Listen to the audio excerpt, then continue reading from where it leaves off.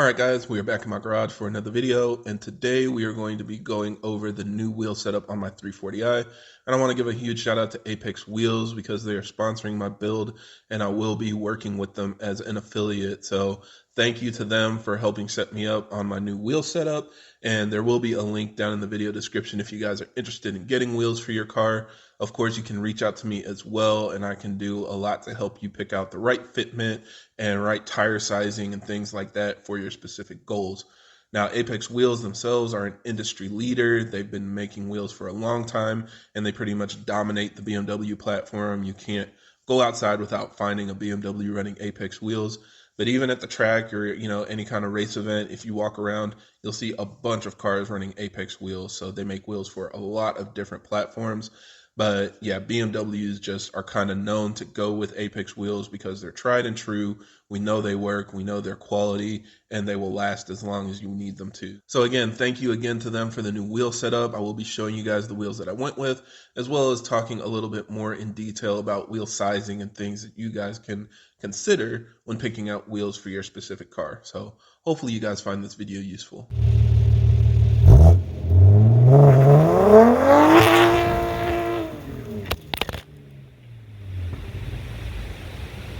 Now, as always, for everybody that's new to the channel, I create these videos to help keep you updated on the latest developments in our community, as well as discuss technical topics so that we have a better understanding of how our engines work. So if you're interested in more videos like that, be sure to subscribe because there will be a lot more coming out in the future. Now, again, as a reminder, I do have my affiliate link down in the description, so feel free to check that out. Apex Wheels has a brand new website where you can see all their wheels, and instead of just showing it like the wheel size and the bolt pattern, you can actually put in your specific car, and it'll show you wheels that fit your car. It even gets down to the point of letting you pick your brake package, so it can make sure that it's showing you wheels that will clear your brakes. So this updated website is really cool. Definitely check it out. But again, if you're like me, maybe you want to run something a little bit more aggressive or dialed in for your setup, and I can help you guys out with that too. So message me on Instagram, Facebook, or email, and I can definitely help you get into the right wheels for your specific goals. But long story short, let's go ahead and show my wheels. You guys know I can't really keep a secret that well. So the wheels that I went with are the flow formed SM10, an anthracite finish, and I got the 18 by 8.5 with plus 35 offset for the front, and 18 by 9.5 plus 35 offset in the rear. Now, there are a lot of different reasons that I went with these wheels. So first of all, they are flow formed, so it's not quite a forged wheel, but it does follow a process for manufacturing the wheel barrels that makes it a lot stronger and similar to a forged wheel.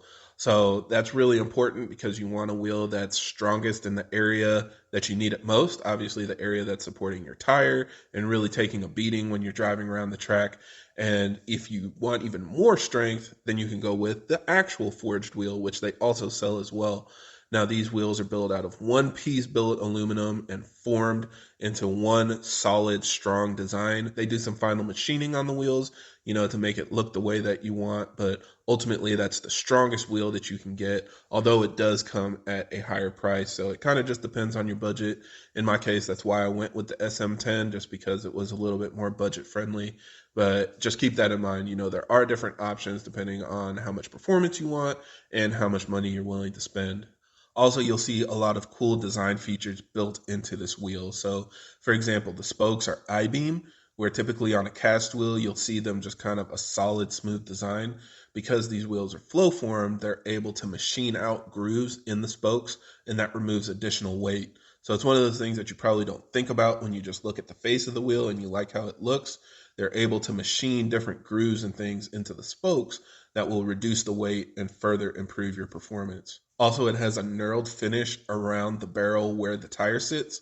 And this is a really good feature to have because when you have a really grippy tire and a car that puts out a lot of torque, you might actually find that the resistance and friction between the tire and the wheel is lower than those other two things. So when you really put your pedal down to the ground and put down a lot of torque, the tire can actually slip on the wheel, and that'll put it out of balance and cause a lot of issues. So that finish around the barrel just helps ensure that the tire will stay in place even when you're going around, high G turns and putting a lot of power down on a sticky tire. Also, these wheels do come with Apex center caps, but they can also fit OEM center caps. So if you want to reuse those, you can. And they use the OEM TPMS as well, so you can reinstall those, have your tire pressure show up in your iDrive, and no additional codes or anything will show. So yeah, with all that in mind, I mean, it would be hard to not go with Apex wheels. They're just a really well-designed wheel, and you can see they have a lot of different designs, although the FL5 wheels are being discontinued, so RIP to one of the OGs. But they come in a lot of different finishes as well, especially the forged wheels have a lot of cool colors that you can run. So definitely check out the different options that are available for your car. Now, this setup is kind of tried and true for our cars. A lot of people run similar setups. In particular, I went with a staggered setup because my car is rear-wheel drive and I have a lot more liberty in running, different tire setups and stuff. This is going to be primarily for track use. So I knew I wanted something with a lot of grip, the widest tires possible, and our rear arches have more space. So that's why I went with a staggered setup. For most X-Drive people, they typically recommend a square setup, and even some people like just running a squared setup for the track. But again, there are a lot of different ways to peel that onion, and this is the way that I decided to go. Now, wheel fitment is a tricky thing, and a lot of people ask me, what's the best wheel setup? What's the widest wheel setup? What should I go with? And this is the way that I think about things. So first of all, you of course want to make sure that it clears your brakes. An 18-inch setup is going to be the easiest way to make sure it clears your brakes because all F30 or F20 brakes are going to fit underneath an 18-inch wheel setup. But if you have the smaller gray brakes, like the 340 millimeter fronts, and you have the single piston rears, then you can even go down to a 17-inch wheel setup. So it kind of just depends on your brakes. But most times I think 18s look the best anyway, so I just went with 18-inch wheels. Now, more particularly, most people are more concerned about tire fitment because they don't want to rub it on the fender. And so what I like to look at primarily is the wheel width and the wheel offset. And I'll have a whole video dedicated to understanding this a little bit better in the future. But if you check out the Apex Wheels website, you'll see pretty consistently in the front, the offset is around 35 to 30 offset, and the rear is around 35 to 40 offset. So again, it just kind of depends on your goals. Some people run the same front and rear. Some people run something more aggressive in the rear because they want it to be more concave. It really just depends. Personally, I think 30 to 35 front offset is perfect with like around a 9-inch wheel. In my case, I went with an 8.5-inch wheel just because it was a little less weight. And then in the rear, same thing. You can go with a 9 to 9.5-inch wheel with 35 to 40 offset, and it'll give you a lot of room to fit a really wide tire. So that's the direction that I went. But again, a lot of different things can play into wheel fitment. A big thing is lowering your car, and I highly recommend lowering your car first if you plan on lowering it at all. A lot of people just want to run wheels because it's something that looks really cool and you can tell right away that somebody's running aftermarket wheels. But as soon as you lower your car, your fitment's going to change. The reason why is because when you lower your car, your wheels naturally camber in. So if you dial in a setup that fits really nice and flush on stock ride height, as soon as you lower it, your wheels are going to sink in and you're going to want to add spacers or something else to make the wheels fit better. So you can kind of see in my case, I'm still on stock suspension. I know these wheels and tire setups will fit on a lowered car, but because I'm on stock suspension, when I lowered it in the rear, I actually forgot how aggressive it looks. It's actually poking pretty bad. Now, thankfully, when I was at the track, it didn't rub or have any issues. And if I were to lower the car, like I said, it would camber in and just fit a lot more flush. But this is kind of how it can look if you're running an aggressive setup at stock ride height. So that's why usually people run something a little bit more conservative if they don't want to lower their car. But if you are lowering it, this fits great. I'm running a 245/40 front tire and a 275/35 rear. And that 275 in the back, I think, will fit perfectly when the car is lowered in the future. For now, since it's mostly just for performance, I'm not too worried about the poke. It gripped fine. It gave me the traction I needed at the track, but probably not something that I would daily drive or just do for looks if I was staying stock ride height. Now, on the other hand, like I said, a lot of people like to run a square setup, either 245 all around or 255. And you can still run a similar offset. Most people run either ET30 or ET35 front and rear. But if you're running ET30, that's going to push the wheels out an extra 5 millimeters. So you just want to make sure that you don't lower it too much. Most people run that setup just on springs and it fits okay.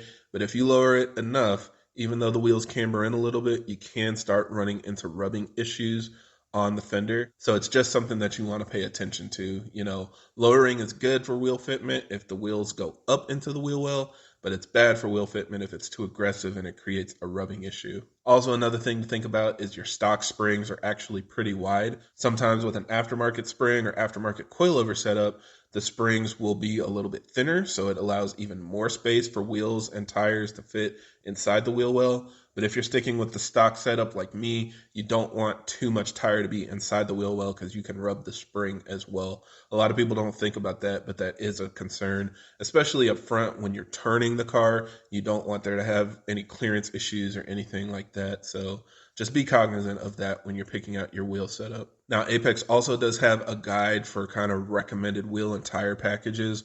This is based on the Michelin Pilot Super Sport tires. So currently the latest one is like the PS5, I believe.